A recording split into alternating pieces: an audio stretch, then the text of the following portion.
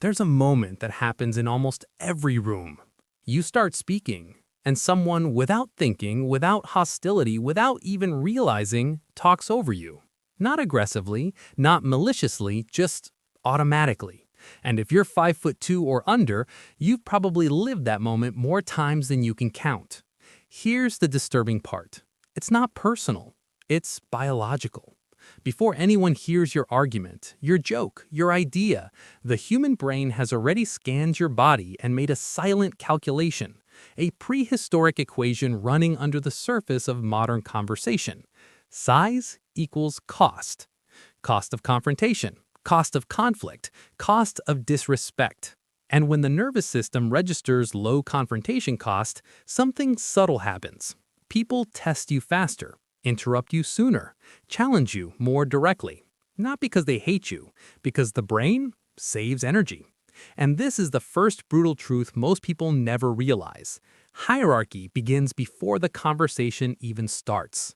But here's where the story becomes strange, because the very thing that weakens your first impression can secretly become your greatest strategic weapon. Because when you don't trigger intimidation, people relax. They drop their guard. They speak more freely. They reveal more than they should. Secrets, insecurities, weaknesses.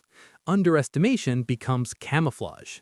History is full of people who understood this instinctively. When you can't dominate physically, you learn something far more dangerous. Informational dominance. You sharpen your observation. You refine your tone. You control your pacing. You learn exactly when to speak and exactly when to stay silent. Because when authority isn't given automatically, you're forced to build it deliberately. And that's where most people misunderstand power. They think intimidation is the highest form of dominance. It isn't. Intimidation creates obedience, but precision creates loyalty. So the question becomes uncomfortable. If you're small and people underestimate you, is that really a disadvantage? Or is it the perfect disguise? Because the most dangerous strategist in the room is the one nobody bothers watching. And that brings us to the next range, 5'3" to 5'6". This is the height of the negotiation zone. You're not invisible, but you're not automatically prioritized either. You live in a subtle psychological gray area. The brain reads you as slightly below average, but not extreme. So your authority isn't erased, it's softened, which creates a delicate balance. In this zone, your first signal decides everything. Posture, eye contact, voice control, decisiveness. One weak cue and perception drops instantly. One strong cue and perception rises just as fast. Your hierarchy position becomes fluid. And this is where most people panic, because uncertainty feels like disadvantage. But psychologically, it's actually control. Because when hierarchy isn't fixed, it becomes negotiable. Look at combat history. Many close-quarters fighting systems were built around compact bodies, not towering strength, but timing, angles, explosive proximity. Because dominance isn't always imposed from above. Sometimes it's executed from the side, from below, from the blind spot. The invisible rule here is brutal. Your power is behavioral. If your confidence fluctuates, perception collapses. But when your signals are clean, calm voice, steady pacing, direct decisions, status can climb faster than people expect. Which leads to a paradox most people never understand. People who rely on physical presence often stop developing behavioral authority, but those who can't rely on presence master it, and mastery compounds. So here's the uncomfortable question. Would you rather be born with authority or be forced to learn it? Because the second path creates something much harder to destroy. And now we arrive at the most deceptive height category of all. 5'7" to 5'10", the neutral zone. If you're here, something fascinating happens. Your height rarely defines you. No one automatically dismisses you. No one automatically defers to you. You exist right in the middle of the psychological spectrum. And neutrality sounds ordinary, but neutrality hides a dangerous truth. Because when nothing structural works for you, and nothing structural works against you, everything becomes behavioral. Your posture determines rank. Your pacing determines authority. Your decisiveness determines credibility. There's nowhere to hide, no built-in advantage, no built-in excuse. Historically, this is the body type around which society itself was built. Furniture, tools, architecture, uniforms, weapons. The world is designed around the average human frame, which means something subtle but powerful. The world fits you. You move through spaces with less friction, less physical strain, less structural resistance. But that convenience creates a silent trap. You blend in. You become background noise. And humans are ruthless with background noise. We forget it, ignore it, talk over it. So the invisible rule in the neutral zone becomes terrifyingly simple. Performance defines hierarchy. You must create distinction through clarity, through decisiveness, through presence. Because if you don't, you disappear. And here's the psychological paradox. The neutral man has the greatest freedom to define himself, but also the greatest risk of becoming forgettable.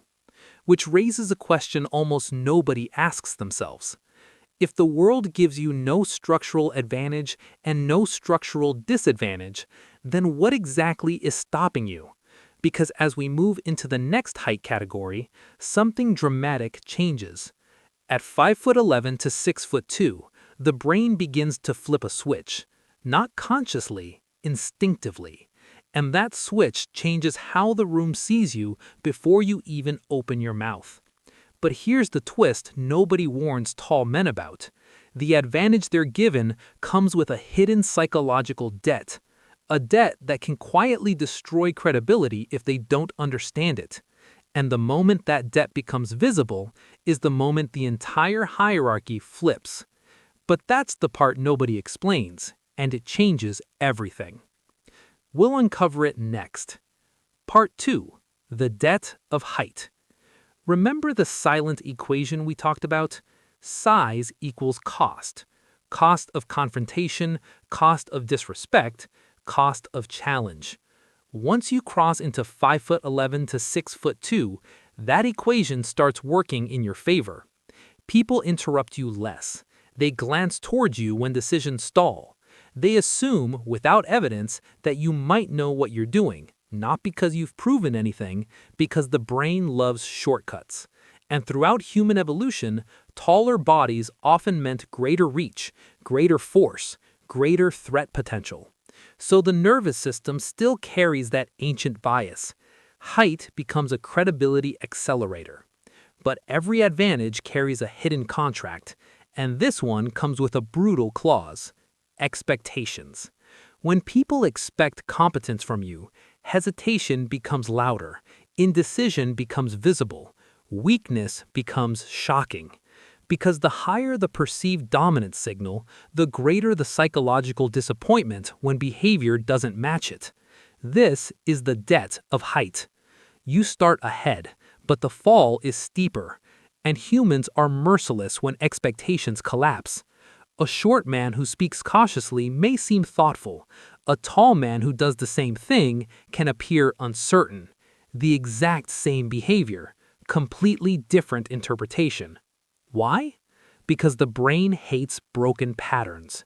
When the visual signal says leader, but the behavioral signal says follower, people feel cognitive friction, and friction kills credibility. So the invisible rule here is ruthless. If your presence is amplified, your competence must be too.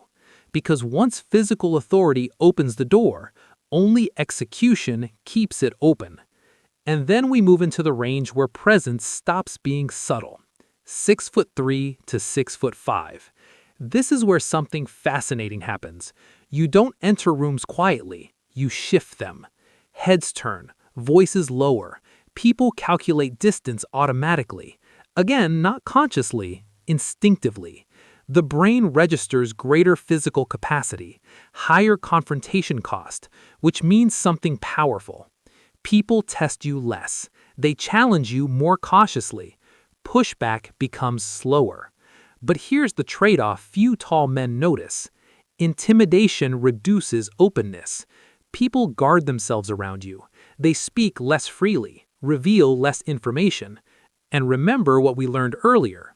Information is power, which means the tall man must develop a very specific skill.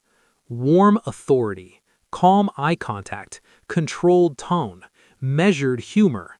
Signals that say, I'm powerful, but safe. Without that balance, height can quietly isolate you. You command attention, but you lose intimacy. And that brings us to the rarest category of all, 6'6" and above. Now the brain stops comparing you to average entirely. Instead, it activates something ancient, rarity detection. Humans are wired to track extremes. Unusual traits stick in memory longer, which means one thing. When you're this tall, people remember you. Whether you perform well or not, your presence becomes narrative fuel. Stories form around you. Expectations grow. Sometimes admiration, sometimes suspicion, sometimes projection. And this creates a psychological pressure few people talk about, because when you're rare, neutral reactions disappear. People don't meet you as a blank slate. They meet you with assumptions, which leads to the final invisible rule of extreme height. Perception becomes your main weapon. Every signal you send is amplified. Calmness becomes gravitas. Hesitation becomes awkward. Kindness becomes disarming. Arrogance becomes monstrous. The volume is turned up on everything, which means strategy becomes essential. Because rarity can do two things. It can isolate you, or it can elevate you. And the deciding factor is control. Control of tone, control of posture, control of presence. Because whether you're 5'2" or 6'6", the real hierarchy signal was never height alone. It was something deeper, something far more powerful. Behavior. The way you hold eye contact, the way you pace your words, the way you remain calm while others rush, the way you make decisions when pressure arrives. Height might open doors, height might close doors, but behavior determines what happens after the door moves.